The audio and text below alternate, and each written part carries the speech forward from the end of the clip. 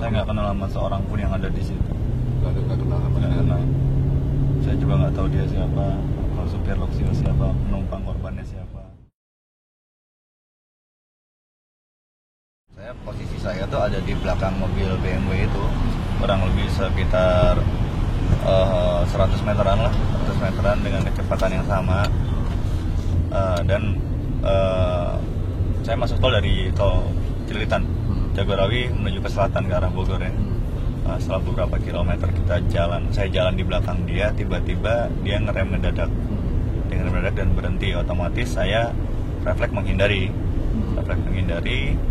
Saya nggak dapat ngerem, saya kiri, saya ikutin daripada mobil saya melintir dan kebalik. Tapi ternyata setelah lewatin mobil yang berhenti itu sudah ada orang-orang berkeletakan di jalan.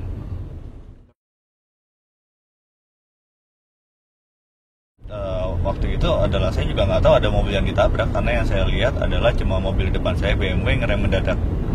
Kalau mungkin di depannya ada mobil lagi, setelah itu saya nggak terlalu aware, saya nggak terlalu merhatiin karena saya konsentrasi untuk mengemudi.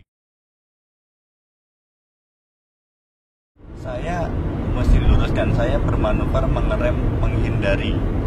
Kalau saya cuma ngerem, saya pasti nabrak mobil di depan saya. Berarti mobil Rashid? Pasti, kalau saya cuma mengerem. Tapi dengan kondisi kanan kiri jalan kosong, di lajur lain nggak ada mobil, kenapa saya harus ngerem? Saya masih bisa menghindari. Kita nggak mungkin nurunin kecepatan itu cuma dengan ngerem, pasti dibantu dengan engine brake, nurunin gigi, kita kontrol keadaan. Dan kebetulan jalanan emang kosong waktu itu, saya bisa manuver untuk menghindari.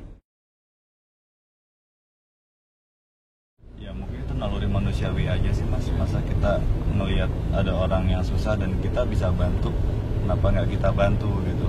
Atau kalau di luar kuasa saya seperti almarhum Pak Harun dan Mbak yang patah tulang itu, saya emang nggak bisa bantu, saya nggak berani, saya nggak mampu membantu karena takutnya saya salah penanganan, mereka tambah parah bukannya tambah sembuh.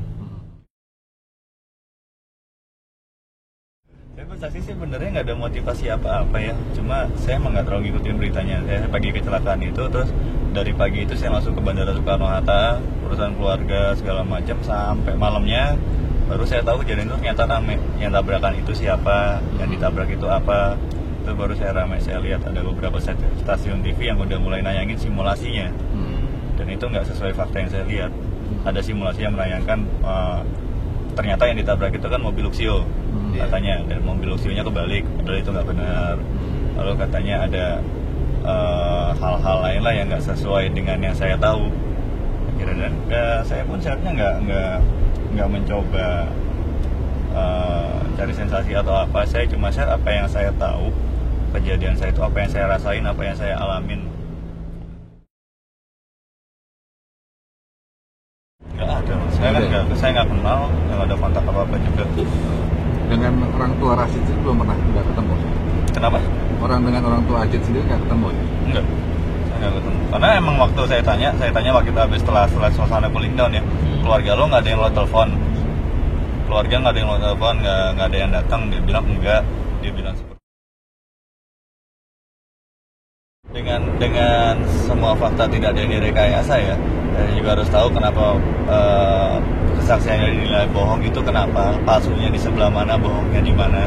Tentu kita juga harus punya argumen untuk itu. Kan intinya kalau misalnya saya bohong, saya siap nanggung resikonya apa enggak gitu kan. Saya siap.